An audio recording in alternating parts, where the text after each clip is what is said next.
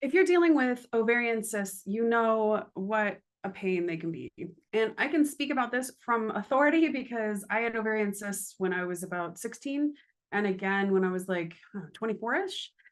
And I had both times actually the ovarian cysts first, and both times it was actually a trip to the hospital. So I know how painful these can be and how serious they can be. So let me give you a little bit about the spiritual meaning of ovarian cysts so that you can hopefully listen to the message that your body is sending you in having these and hopefully be able to shift those. So when you have an ovarian cyst, first off, you're looking at what I call station two. So, station two has to do with our one on one relationships, individual relationships, as well as having to do with any of the ways that we might be creative or indeed birth things into the world. And as you can imagine, that really is this area of the body. So, the hips, the reproductive organs, etc., all sort of in that area of the body. So, whenever we're looking at that area of the body, then we look at, what do the ovaries do for us? So our ovaries obviously actually sort of hold eggs, which are part of our creation, how we create life in this world. And then, of course, they shoot the eggs out and the eggs go forward, maybe get fertilized, maybe don't get fertilized, and so forth, right? So when we're looking at the ovaries, when I look at the ovaries from a medical intuitive perspective, what they mean to me is they are the place where we sort of hold all of our creative ideas. They're literally like that little egg of an idea, that little seed of an idea that is, hopefully we're going to put out into the world and it's going to take hold and it's going to grow into something.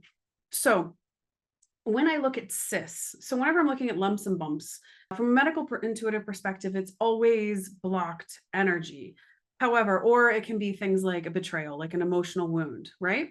And so when we look at something that's a little bit more solid, like a tumor or like a bone spur, which is very solid, then we're looking at something a little bit more extreme. When I'm looking at something like a cyst, it's a fluid filled thing. It's a lot more, there's fluidity there, but there's definitely a blockage there. So putting that together from my perspective, there's a block in the flow, or there's an emotional wound around the flow of your ability to create in the world, feeling like you can create authentically in alignment with who you are, and that there's something going on that's causing some emotional blocks. So what I'd want you to take a look at there, and if it's possible, sometimes we don't know this, but if it's possible and you do know, you want to take a look at, is the ovarian cyst on your right ovary or your left ovary? Now, if it's on your left ovary, you want to be looking at, are you feeling like you are emotionally blocked or energetically blocked in your creativity from a female in your life? Okay. And if it's on the right, then you're looking at, are you feeling energetically blocked or emotionally wounded around your creativity from a male in your life? Now, the other thing you want to consider is sometimes with ovarian cysts, you can get pain. So it can be an aching pain. So then what that would translate to me is that you feel very heartbroken over this. It can be a stabbing pain. So that translates for me that you are literally feeling attacked by this person. Now, sometimes the person blocking ourselves creatively is ourselves.